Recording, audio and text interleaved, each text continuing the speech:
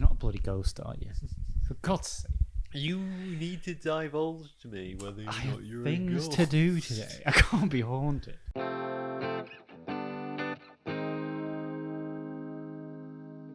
Hello, and welcome to HAZMAT, the only show that's too scared to go to the bathroom in the night, in case there's spooky ghosts. Or ghouls. Oh, ghouls as well. Don't forget the ghouls. The ghouls and the goblins. People forget the ghouls and the goblins. People Forget always about say it. ghosts. It's always ghost hunters, ghostbusters. Forget When are about the ghouls coming? The 3 Gs. I'm Matt, And I'm Harry. and today we're ranking the Insidious films. What's so insidious about them?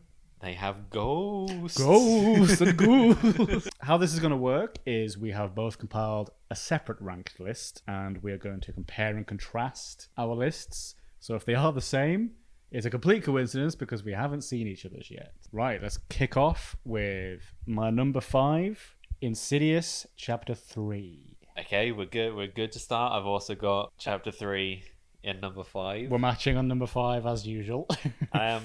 It's hard to say like what it is specifically about it that puts at the bottom. Like, it's something you said while we were watching it, is that it just has such a different like feel and different vibe to the other ones. Yeah, the story doesn't feel as big or as important as some of the other films in the series. It's obviously a bit more standalone compared to the rest of them. Yeah. It's just like a random case that Elise is doing, and like Tucker and Specs that are doing together, and it's like, it doesn't feel like the stakes are as high. It feels like an episode. Like if Insidious was a show, it feels like it would be just an episode of the show, like a mid-season episode, you know? I did enjoy a couple of the jump scares, though. There's a couple in there that did get us. That kind of worked to its detriment as well, the jump scare thing, in that the reason why they got to me is because I didn't remember them. Yeah. So it's the most forgettable kind of one. That makes sense. Yeah.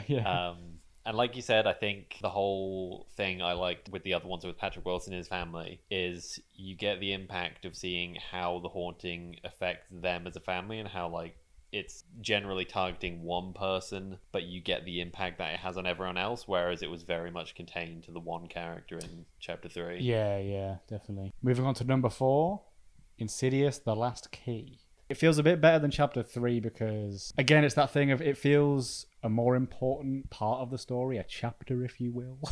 Because it's like, it's to do with Elise herself. It isn't just a random case this time. This is, if it was a show, a series finale level, like plot line. We learn more about her backstory, which is a lot of fun. The jangly key guy, whatever he was called, that was kind of a creative ghost. But again, it is very sort of self-contained. It's more enjoyable than Chapter 3, I think, but it doesn't quite hold up to the rest, I think. But interesting how you say it feels more like a chapter, when we have to stress, I mean, really cannot stress it enough, that it is not Chapter 4. Guys, this isn't Chapter 4, all right? They're done with that. I know that Chapter 3 was Chapter 3, but it was set before. But this one's set before, but it's not Chapter 4. It's not Chapter 4. But it's after Chapter 3. There's no chapters But it's before Chapter 1. in the title anywhere. But there's no chapters here. We're done with the book. It's all about keys now. Number 4 almost went for the last key, but instead I went with Chapter 2. Ooh. Is my number 4. Wow. And I think it goes back to the big difference that kind of decided it between them for me is, while I think from a storytelling perspective, it's very interesting how in-depth and how kind of developed they went into the whole Parker Crane backstory and who he was as a person, how that like transformed him into, you know, what he becomes as a spirit for his haunting. I think it just kind of takes away like the mystique and the scary element of it by trying to almost humanize this thing that is haunting and demonizing the family. Yeah, it gives it kind of a motive, whereas a lot of the other enemies in the series are just like, they're just angry spirits. Yeah, like yeah, I totally get that. The mystery element is kind of what makes it scary, and also what makes it fun in the way, like just trying to like figure out for yourself kind of what's going on. Yeah, that's like a big fun part of like a lot of it is like, what's happening?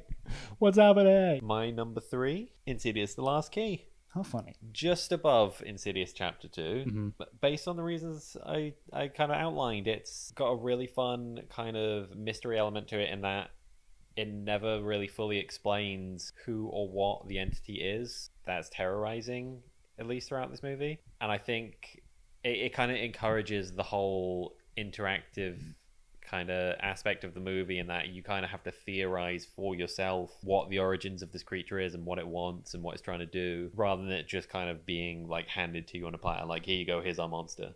Yeah, it's definitely a big element of Insidious, and I guess sort of horror at large is the scarier it is, the less you... No, the other way around. The less you know about it, the scarier it is. But also, it kind of works the other way. The The scarier, scarier the it less is, you know, the because less you don't you want know. to go into that. You don't want to find out about that. Yeah, I'm not going to ask any questions here. Look, you're going to haunt me. That's fine. I'm just gonna I let don't you do wanna your know. thing. I'll let you do your thing. I'm not gonna try and step in the way. I'll just see it through. I'll see it through. Whoever you were in life, that's fine by me. If I die, I die. My number 3 is Insidious: The Red Door. We really enjoyed The Red Door when we went to see it. It refocuses back on Patrick Wilson and the fam, with specifically more of a focus on Dalton. I don't know why, but for some reason, like, I didn't expect him to be as old as he was, but it makes sense because that's just how It's much been time such has a passed. long time, But when yeah, it came yeah. on the screen, I was like, what the hell? He's like, That's not an adult. Tyson What Kids. the hell? That's not the little why is he Harley not a kid Keener I anymore? remember. Yeah. What the... But it was fun to get back to that. It feels like it's the main thread. Like, obviously 3 and 4 are prequels, but this is kind of the main, like, Insidious plot line. We had like a different environment. It was like a college dorm for like a lot of it. There was like ghosts of like college kids and stuff, and it was like such a fitting finale, as we talked about in our review. Like, it just wraps up this story that's taken like years of these characters' lives. Like, it just really like ties a little bow on all of it very well. Paints in the red door, you could say. A lot of painting going on in that movie, I can tell you that. Number 2. So now I get to talk about Insidious: The Red Door. Yay! Yeah, I love this movie. It's one of those movies where, like, I can tell it's a movie I really enjoyed and I really liked, in that a lot of movies I'll go to see and then like the next day will just be like normal, like who cares, whatever, we've talked about it. But it's a good movie in that, like, coming out like the few days afterwards, I'm still thinking about it and still like processing kind of what it was about, and looking at all the little details and like the elements of it. Yeah. It's crazy how I kind of went into that movie and came out with a completely different perspective of the Insidious movies as a whole and what they're about. And I talk about how kind of it's all like almost like a big metaphor for like trauma and processing like grief and generational trauma and stuff like that. I'm looking forward to like seeing it again. Like, yes. already. Like, I do want to watch it again. Yeah, for yeah. Sure. Speaking of Patrick Wilson as well, great song at the end. Oh, banger. My number 2, perhaps controversially here, shaking things up a bit, Insidious. The first one. Obviously, it's where it all begins. It's a classic in like the horror genre. Like, I know a lot of people really do hold the first Insidious in quite high regard. It sort of was something new. It introduces everything. It introduces the concept of the further without going that far into it, pardon the pun. We get obviously introduced to like fucking little lipstick boy, whatever he's called. The lipstick face demon. Yeah, that's the one. I fucking hate the lipstick face demon. We said in the video we did on it that the first 2 acts are like so solid in terms of keeping you hooked. You don't know what's going on. A lot of these different creepy elements are introduced. A lot of different ghosts are appearing. So you're like, what is it? Like, what's going on here? And then it all comes to a head, like, when we're introduced to the world of the further. And obviously, like, when it gets to that point, it had the potential to be a bit silly and a bit like, oh, this is too much now. But I think, like, looking back, it does work and it does need that. Yeah, and now that means...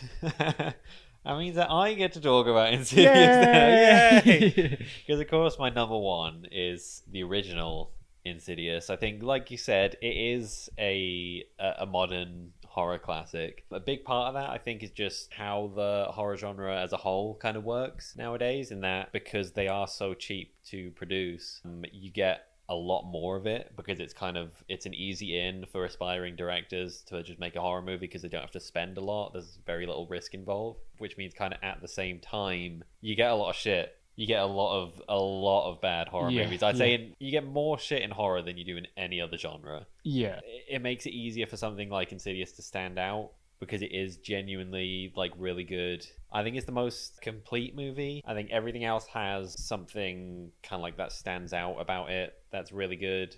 whereas this is just like the most kind of complete all-rounder and the most fun like haunted house ride kind of experience. That is exactly how to equate it to. It's like going on a ghost train ride, but in movie form. Yeah, it's the most solid, I think, and I think that's why it's probably my favorite. It's the one that I'll revisit more often than any of the others, I think. Yeah, it's the OG, which means my number one, I can reveal, is Insidious Chapter 2. Oh, who saw that coming? Who saw that coming? I was gonna put number one as number one because it just felt logical.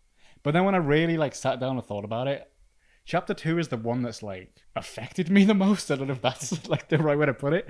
It's like the imagery of like Parker's mother, the like, don't you dare, her creeping around the house. That hasn't left my head since we watched it. Just the concept of like Parker Crane, all those brides like sat in the room, like the serial killer element of it. I just found like a lot of that more creepy and more scary than like the sort of demon concepts that were in like number one. The main reason is just like purely that's the one I've thought about the most since we watched all of these. Parker's mum is who I'm imagining when I'm like walking around the house alone in the dark. Like she's the one that's gonna come get me. Oh god, I'm imagining Parker's mum in such a different context. Don't you dare! Plus, it's got the very clever tie-ins to like the first one. It sort of explains some things that weren't explained. It's very much, you do need the first one to kind of appreciate it, but once you have that, I just think it's like, it just adds so much to the world of it. I think that is the big standout of the second one I love, is that time travel. Yeah, it's really like cleverly done. So that's why it's my number one. I just haven't, it's just stuck in here. It really like, I think it really kind of speaks volumes into the difference of like what scares us in that kind of your idea of like horror and what scares you. It's much more grounded in reality, and that you're scared of things that could actually kind of. Yeah, I think what I've discovered is I'm just kind of scared of people. I'm scared you're scared of the I can't go anywhere. aspect. I can't go anywhere. I'm terrified of people. Whereas my kind of fear comes much more from my own mind and what like I'm creating, or like so it can be a bit more fantastical, like attributing to stuff myself. Really kind of opposite ends of the spectrum, Yeah. but like both appreciate the movies for quite similar reasons. Yeah, we like and dislike a lot of the same stuff about them, but obviously we just have different tastes in terms of like what scares us and what's horror. Not the fucking lipstick face demon. Not I can tell you that red much. Guy. We hate the fucking red man. He's at, if we do a character ranking, he's at the bottom, easy. Oh Easy. yeah, on our Insidious Monsters tier list, he's right down there in the shadow realm. He's not even an F. We're not even beyond. We're not including beyond him. The further. We're not including beyond. He's beyond the further now. Yeah, interesting how different those lists are. But that just shows that it's a pretty good series. We went into it thinking a lot of the sequels were going to be quite bad, sort of as you remembered them, like watching them as they came out. But a lot of it's much like better pretty revisiting them, and I think any movie that can kind of open a discourse like that is there's got to be something good about it. Exactly. So we'd just like to end by saying we love you, Patrick Wilson. Patrick Wilson, if you like ever tweet at us, we won't ever. Oh my god.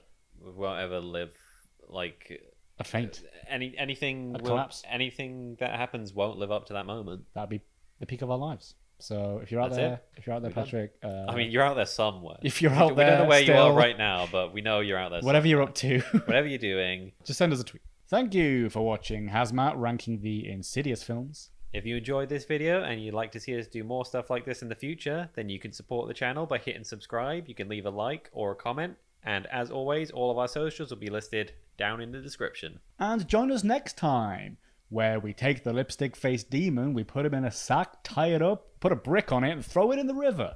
Oh, you know what? You can throw all the rest of them in there with him. Yeah. The long-haired fiend. Oh, get rid of him. The man who can't breathe. Yeah, get rid of that one. Key face. Yeah, put him in there. Chuck them all. Get him out of there. Get him out of there.